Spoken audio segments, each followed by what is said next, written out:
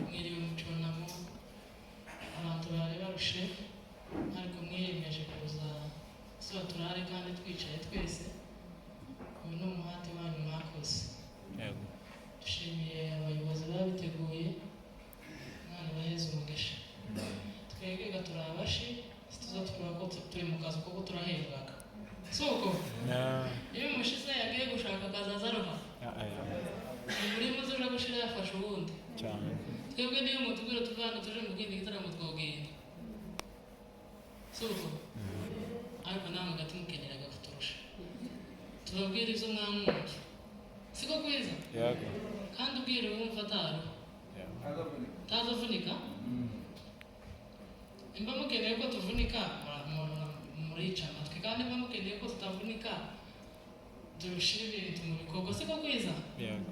Itangazo gusa rihari rimwe dufite no kubwira abantu bose dutahe tuje iwacu tuje kubaka iwacu dukeneye iwacu naho hatera imbere.